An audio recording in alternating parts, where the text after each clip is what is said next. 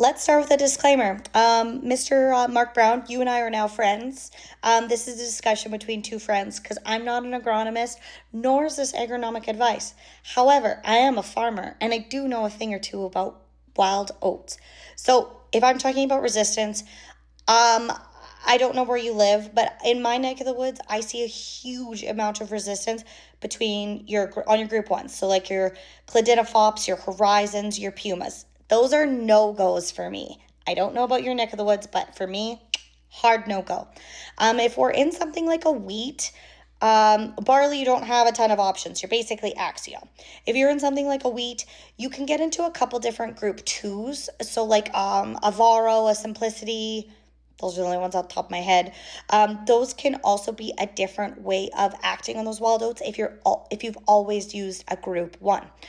Be careful of your group twos. If you've got any clear field stuff on your farm, you need to be watching your following rotations.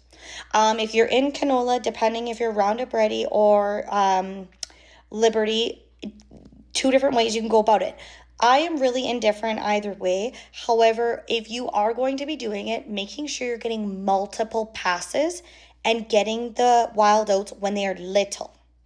It is significantly easier to kill a wild oat that is 2-leaf than when it's 6-leaf.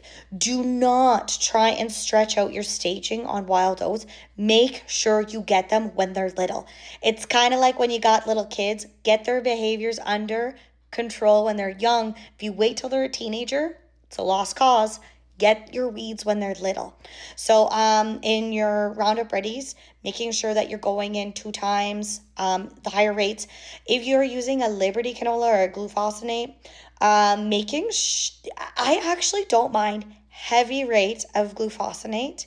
And then maybe in your next pass or flip them, whichever way you need, add your Centurion.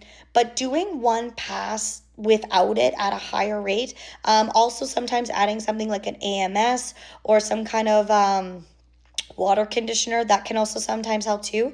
Paying attention to your nozzles. What kind of spray pattern are you getting? Sometimes, and I will be the first person to never blame the farmer, but sometimes you would be shocked what a small change on your sprayer can make for activity on weeds. Your water quality, like I'm really starting to stretch here depending on the problems you have. The other thing too is look into the granulars. We've kind of had a full circle here where the Avidexes, the Edges, the Fortresses, they're kind of all coming back. Pay attention to your rotation and hopefully you can get them under control. I have a big belief that controlling wild oats is like a 7-year project. It's expensive.